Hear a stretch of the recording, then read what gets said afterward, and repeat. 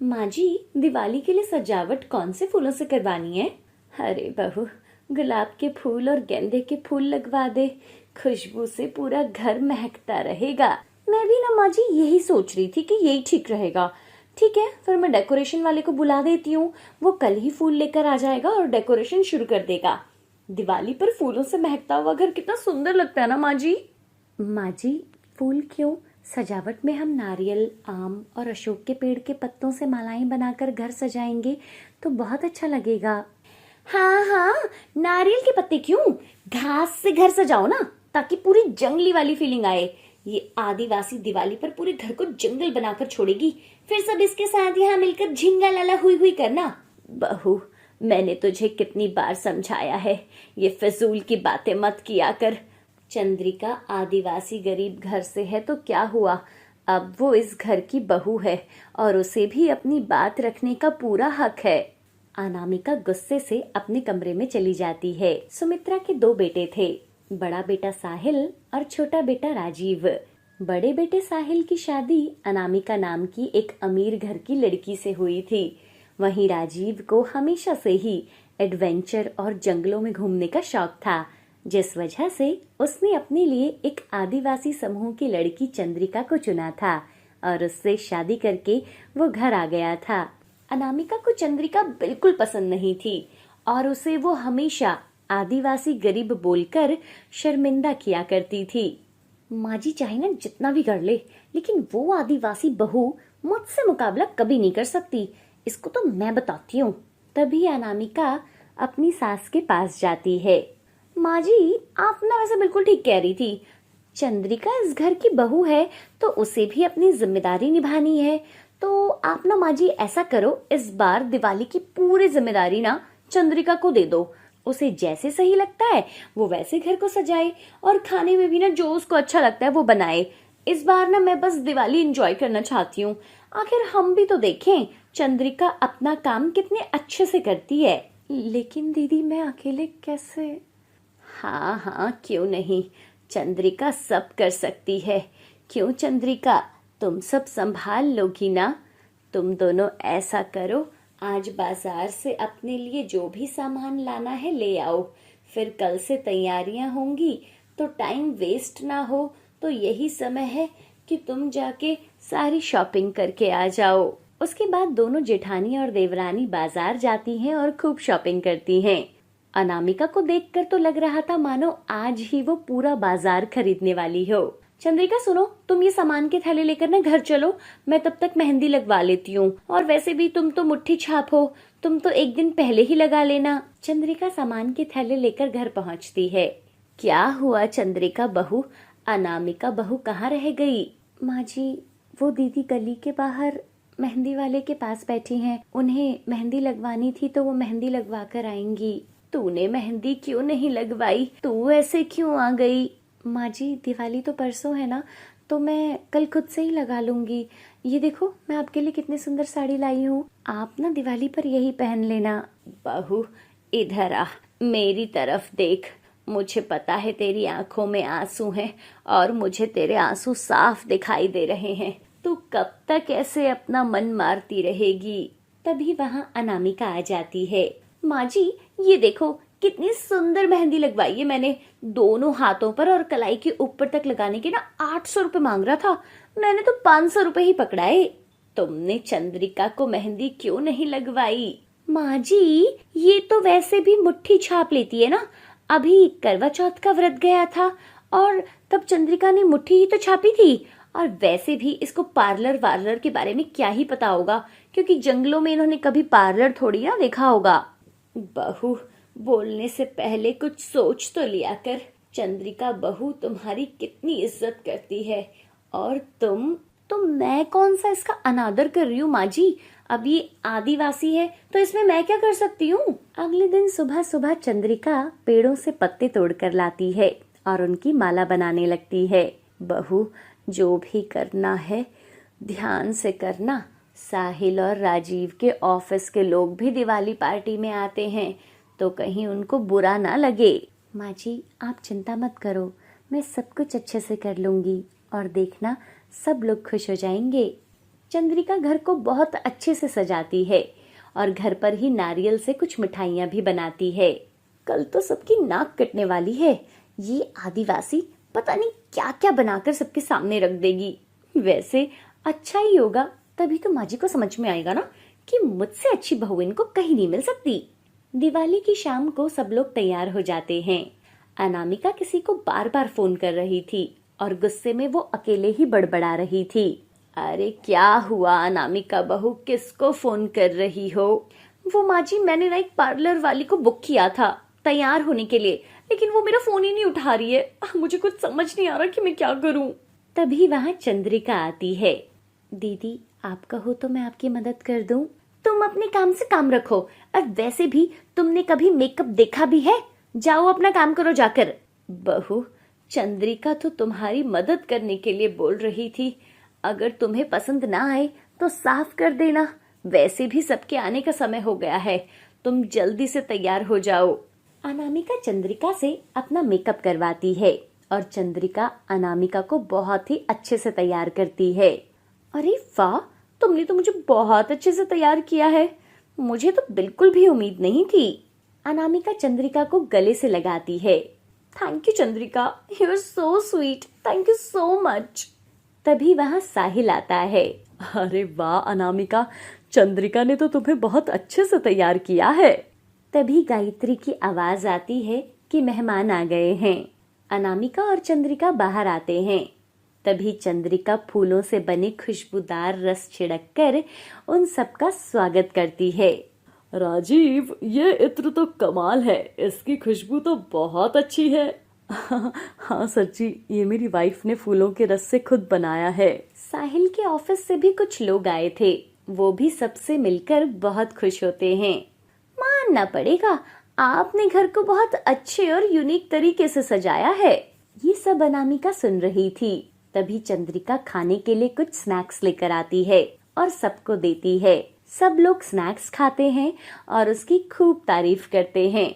चंद्रिका बताती है कि वो स्नैक्स उसने कच्चे केले से बनाए हैं। उसके बाद चंद्रिका सबके लिए खाना लगाती है और साथ में नारियल की मिठाई भी रखती है। सब लोग मिलकर खाना खाते हैं और सबको खाना और मिठाई बहुत पसंद आती है। शाम को जब सब लोग अपने घर लौट रहे थे तो वो लोग चंद्रिका की बहुत ही ज्यादा तारीफ कर रहे थे। राजीव, तुम तो किस्मत वाले हो जो इतनी अच्छी वाइफ मिली है। थैंक्स सर, पर किस्मत वाला तो मैं हूँ। उसके बाद सब लोग वहाँ से चले जाते हैं। चंद्रिका बेटा, तुमने तो सब अच्छे से संभाल लिया। शाबाश मेरी बच्ची। हाँ चंद्रिका, तुमने तो सच में सबका दिल जीत लिया। मुझे तो लगा था तुम्हारी वजह से ना हमारे परिवार की नाक कट जाएगी, लेकिन तुमने मुझे गलत साबित कर दिया। मुझे माफ कर दो कि मैंने तुम्हें छोटा और कम समझा। उसके बाद दोनों एक दूसरे से गले मिलते हैं और पूरा परिवार मिलकर दिवाली मनाता है। रात के 8 बजे थे। रीमा अपने चेहरे पर चारकोल फेस मास्क लगाकर बैठी थी। तभी दरवाजे पर घंटी बजती है। लगता है पापा आ गए। रीमा जल्दी से जाती है और दरवाजा खोलती है। तभी सामने एक आदमी रीमा को देखते ही चक्कर खाकर गिर जाता है। अरे क्या हुआ आपको? तभी पीछे से उसके पिताजी भी आते हैं। अरे पंडित जी, क्या हुआ आपको? पिताजी, वो मैंने दरवाजा खोला तो ये अचानक गिर गए। अरे तुम्हें देखकर गिर ही गया होगा ना, ये चेहरे पर क्या लगा रखा है पता नहीं, और ऐसे ही ये कुछ कुछ लगा कर तुम घूमती रहती हो। जाओ जल्दी से पानी का ग्लास लेकर आओ। तभी सुषमा भी वहाँ आती है। अरे तुम अंदर जाओ और जल्दी से मेकअप करके आ जाओ। एक तो पहले ही चेहरा काला है, ऊपर से काली चीजें लगाती रहती हो। रीमा को अपनी माँ की बातें ही सुनकर बहुत बुरा लगता है, लेकिन वो कुछ कर भी तो नहीं सकती थी सिवाय मेकअप के। इधर सुषमा पानी लेने चली गई और किशोर पंडित जी को उठाने की कोशिश करता है। तभी सुषमा पानी लेकर आती है और किशोर ने पंडित जी के ऊपर थोड़ा पानी छिड़का, जिससे उन्हें होश आ गया। किशोर उन्हें अंदर लेकर आता है। सोनपुर गांव में रीमा अपने परिवार के साथ रहती थी। रीमा का रंग सांवला था। उसके काले रंग की वजह से कई रिश्ते हाथ से निकल गए, जिस बात का सुषमा बहुत ही दुख मनाती थी। रीमा भी अपने चेहरे पर कुछ न कुछ लगाती रहती थी ताकि वो सुंदर दिखे, लेकिन कोई फर्क नहीं पड़ा था। अरे किशोर, वो काले चेहरे वाली लड़की कौन थी? मैं तो डर गया। आह, पंडित जी, वो मेरी बेटी रीमा ही तो थी। वो अपने चेहरे पर फेस मास्क लगाकर बैठी थी। आपको तो पता है ना आजकल के बच्चे कैसे हैं। अच्छा अच्छा, फिर तो ठीक है, मैं तो डर ही गया था। दूसरी तरफ रीमा जल्दी जल्दी अपना मेकअप करती है और बाहर आती है। पंडित जी रीमा को देखते हैं। अरे सुषमा जी, आपने तो अपनी बेटी की जो मुझे तस्वीर भेजी थी ना, रीमा तो उससे भी ज्यादा खूबसूरत है। मैं इसके लिए एक बहुत बड़े घर का रिश्ता लेकर आया हूँ। लड़का बहुत सुंदर है और बहुत ही अमीर घर का है। अगर आप कहो तो मैं उन्हें कल सुबह ही बुला लूं। हाँ हाँ पंडित जी, क्यों नहीं, कल ही उन्हें लेकर आ जाओ। आप उनसे फोन पर बात कर लो और हमें बता देना। अगले दिन लड़के वाले रीमा को देखने उसके घर आते हैं। रीमा भी अच्छे से मेकअप करती है और अपने सांवले रंग को छुपाकर उसे गोरा कर लेती है। मेकअप में रीमा बहुत ही सुंदर दिख रही थी। कुछ देर के बाद सीमा चाय लेकर लड़के वालों के सामने आती है। लड़के को रीमा पसंद आ जाती है और रिश्ता पक्का हो जाता है। कुछ दिनों के बाद ही उनकी शादी होती है और रीमा अपने ससुराल चली जाती है। अरे बहू, दरवाजा खोलो, आज तेरी अपने ससुराल में पहली सुबह है। आज मुंह दिखाई की रस्म भी है और पहली रसोई भी। जल्दी से आ जाओ। माँ, वो रीमा अभी नहा रही है, मैं उसे भेजता हूँ। अरे रीमा, कितनी देर लगा रही हो नहाने में? अब बाहर भी आ जाओ, माँ बुला रही है। रीमा बाथरूम के अंदर मेकअप कर रही थी, इसलिए वो जल्दी दरवाजा नहीं खोल रही थी। अगर बिना मेकअप के किसी ने मुझे देख लिया तो ये रिश्ता टूट सकता है। जी बस 2 मिनट में आई, बस कपड़े पहन लो। रीमा जल्दी जल्दी से अपना पूरा मेकअप करती है और बाहर आती है। अरे, तुम तो बाथरूम के अंदर ही तैयार हो गई। वाह, क्या बात है। मुझे लगा आप कमरे में सो रहे होंगे, इसलिए बाथरूम में ही तैयार हो गई।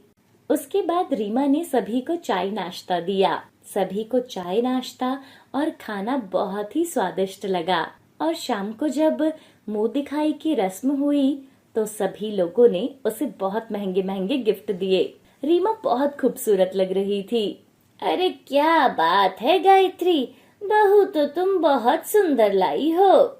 इधर रीमा मन ही मन बहुत घबरा रही थी कि कहीं किसी को उसके सांवले रंग के बारे में पता न चल जाए।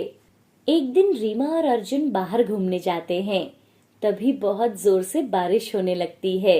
रीमा गाड़ी से बाहर नहीं आना चाहती थी। अर्जुन जी, जल्दी से घर चलते हैं ना, मुझे कुछ ठीक नहीं लग रहा है। अरे चलो, हम डॉक्टर के पास चलते हैं। नहीं नहीं, आप जल्दी से घर ले चलो मुझे। उसके बाद वो घर आ जाते हैं। उस रात सीमा एक पैक अपने पूरे फेस और बॉडी पर लगाती है। कुछ देर बाथरूम में बैठ जाती है। अरे रीमा, क्या कर रही हो? कितनी देर हो गई है, अब बाहर भी आ जाओ। हे भगवान, आप बस सब ठीक कर देना। रीमा अपना फेस मास्क हटाकर बाहर जाती है और रोने लगती है। अर्जुन जी, देखिए ना, इस मास्क ने मेरा पूरा शरीर और मेरा फेस पूरा काला कर दिया है। सब कुछ बर्बाद हो गया। अरे क्या हुआ, दिखाओ मुझे। रीमा जोर जोर से रोने लगती है। मेरा पूरा चेहरा खराब हो गया है, अब आप मुझे छोड़ देंगे ना? रीमा की आवाज सुनकर उसकी सासू माँ भी वहाँ आती है। अरे तुम शांत हो जाओ रीमा, कुछ नहीं हुआ है। तुम अभी भी बहुत सुंदर लग रही हो। हम डॉक्टर को दिखा लेंगे, सब ठीक हो जाएगा। अरे हाँ, तुम तो ऐसे रो रही हो। अरे कुछ नहीं हुआ बेटा, सुबह ही स्किन के डॉक्टर को दिखा लेना, सब ठीक हो जाएगा। अभी तुम दोनों आराम करो। और सब सो जाते हैं। अगली सुबह, रीमा चलो, मैं तुम्हें डॉक्टर के पास ले चलता हूँ।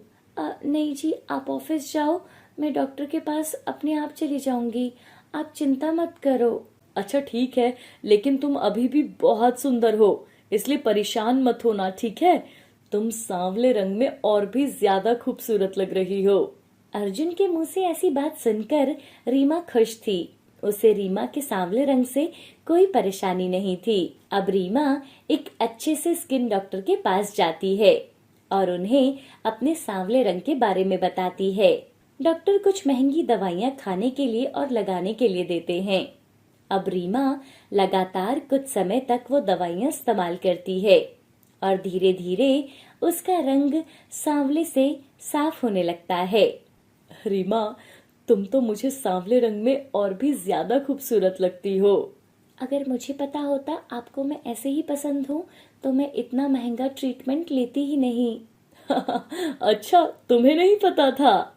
धीरे धीरे रीमा का रंग साफ हो जाता है और वो बहुत सुंदर हो गई थी। इस तरह रीमा के परिवार को कभी नहीं पता चल पाता कि वो शादी के समय काली थी और अब वो लोग खुशी खुशी रहने लगे थे।